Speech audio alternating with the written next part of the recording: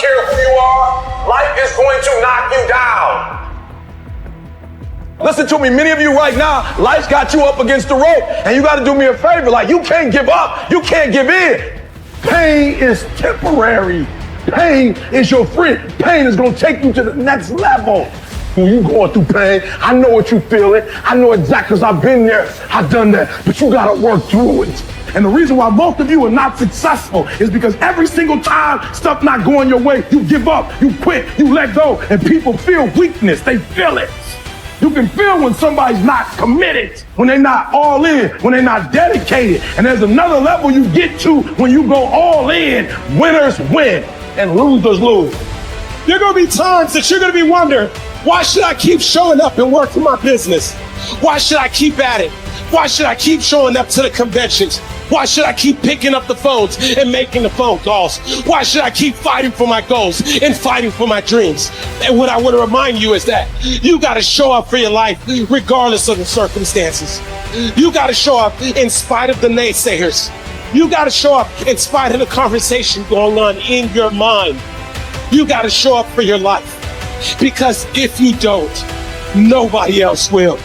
If you want unreasonable results in your life, you've got to be willing to be unreasonable. Part of being unreasonable, you don't judge according to appearances. Part of being unreasonable, you can see it because you believe it. You must have the faith to call forth those things that be not as though they were. You've got to decide, I deserve this, and I'm going to have it. You've got to say yes to your life. You've got to say yes. Yes to my dreams. Yes to me. Yes, I can make it. Yes, I can. Doesn't matter how many failures I've made. Doesn't matter how many mistakes I've endured. Doesn't matter about my defeats. Doesn't matter about what I've done. Yes, yes. I don't care about the fact I'm in a hole now. Doesn't matter about where I am. The last chapter to my life has not been written yet. If you judge me now, you'll judge me prematurely. I'm still in the process of transforming my life. I'm still in the process of becoming. Yes. The brilliance of Thomas Edison was not in his mind. It was something much more ordinary and often much less respected. I've got no imagination, he once said. I never dreamed. I've created nothing. If you're someone who doesn't like Edison, you might think that this is Edison admitting to stealing his inventions from other, more brilliant inventors, like Nikola Tesla. Not quite, but he did readily concede that most of the credit belonged to something other than his brain. The genius hangs around his laboratory day and night, Edison said. If anything happens, he's there to catch it.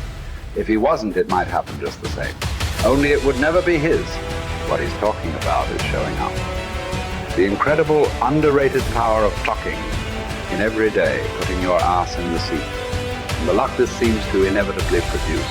Edison lived in his laboratory and never missed a day.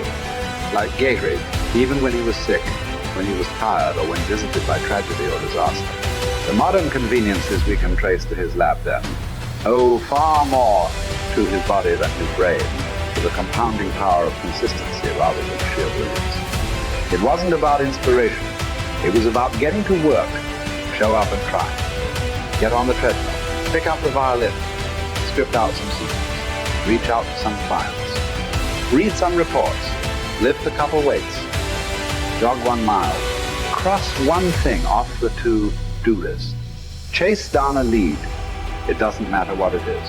All aspects of our life benefit from this circumscribed kind of wisdom. Just as long as you do something every day, that is the important thing. Show up. When you're tired, when you don't have to, even if you have an excuse, even if you're busy, even if you won't get recognized for it, even if it's been kicking your ass lately, once something is done, you can build on it. Once you get started, momentum can grow. When you show up, you can get lucky. Is this still hard? Yes. But the good news is that because it's hard, most people don't do it. They don't show up. They can't even do one tiny thing a day. So yes, you're alone out there on the track in the rain.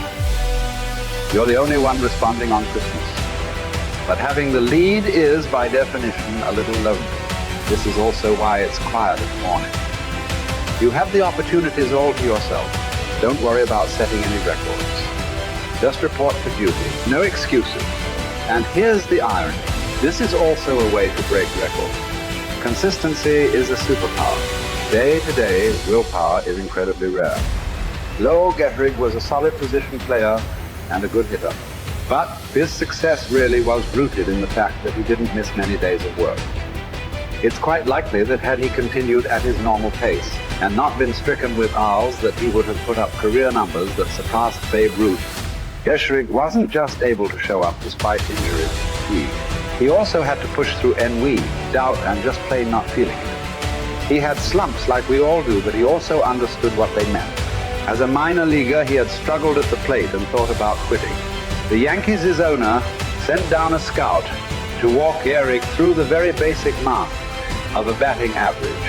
A good hitter hits 300, and hitting 350 is terrific. Hitting 400 is almost unheard of. What does that translate to? Missing on 6 tries out of 10. A hitter can also go days, weeks without touching the ball. That's what the scout told him. The most important thing a young ball player can learn is that he can't be good every day.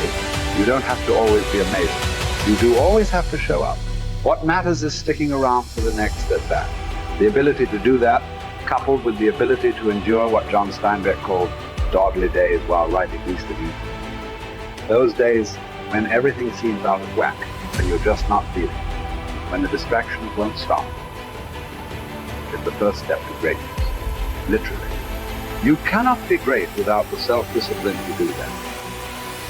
One thing a day adds up. Each day adds up.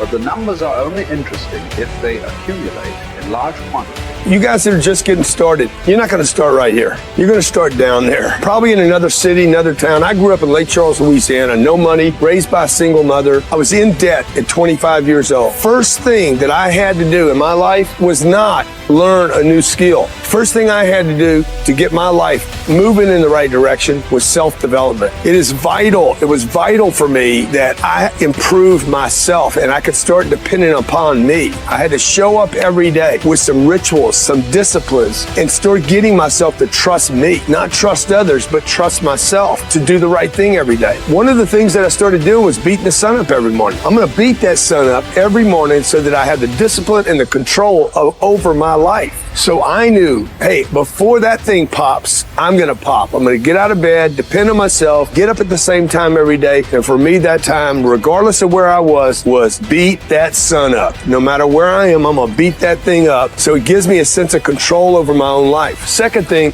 I had to start cleaning up my life and my friends and my environment. When I was younger, between 15 and 25, I was doing crazy stuff in my life. Wasting my weekends. I have the saying, weekends are for the weak. I was drinking, fooling around with a bunch of bad things, bad people. At 25 years old, I cleaned it all up. Quit going to those places. Quit hanging out with people that did not have ethics and discipline in their life. I wanted to build something in my life. I wanted to become someone. And to do that, to become someone in the eyes of the world, just beating that sun up every morning gives me the sense of accomplishment that I did what I said I was going to do, that I woke up when I said I would wake up, and I start building respect for myself, start believing in myself so that I can go out into the world. And maybe today when I go into this meeting that I'm dressed for, they'll believe in me as much as I believe in me, and that'll show up in a contract, a deal, maybe even some money.